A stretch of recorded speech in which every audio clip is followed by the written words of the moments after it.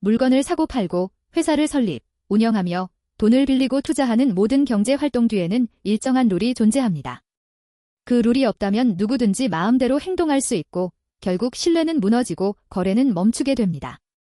바로 그 경제 활동의 질서와 신뢰를 지켜주는 법이 상법입니다.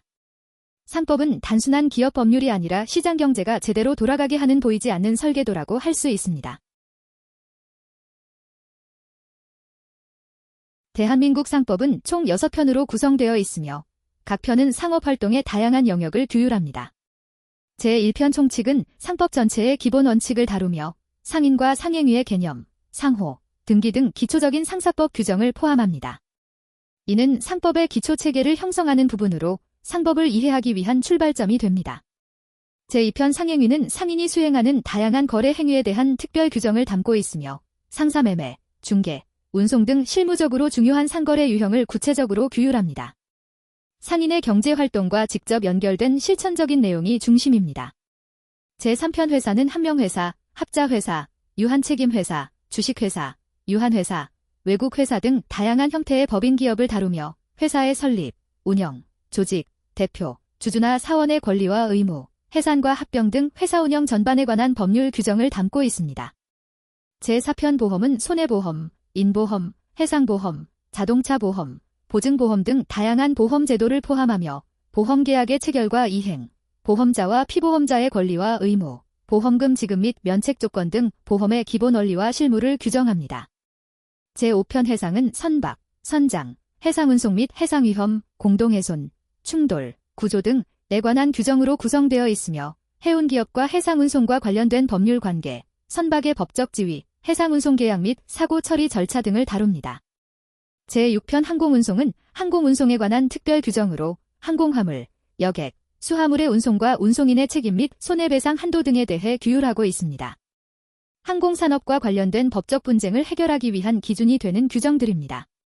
이렇게 상법은 기업활동 전반을 포괄하며 각 분야의 특성을 반영한 세부 규정을 통해 상업적 신뢰와 효율을 동시에 추구하고 있습니다.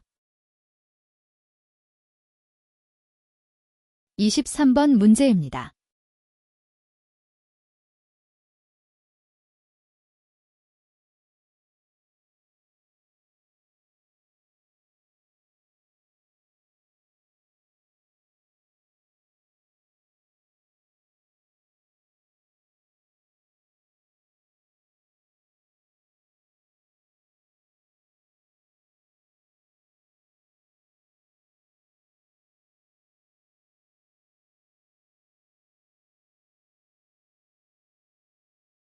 이번 시간에는 주주총회 결의 없이 이사에게 보수가 지급된 사안에 대해 법원이 어떻게 판단했는지를 보여주는 사례로 기업 지배구조와 내부 통제의 법적 기준을 이해하는 데 매우 유익한 판결입니다.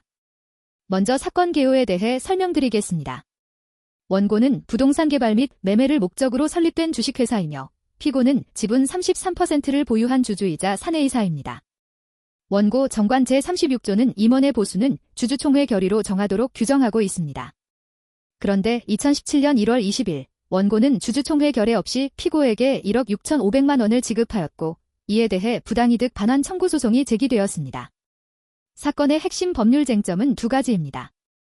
첫째, 지급금이 부동산 매매 중개보수로 적법한지 여부. 둘째, 주주총회 결의 없이 지급된 이사보수가 유효한지 여부가 문제된 사안입니다.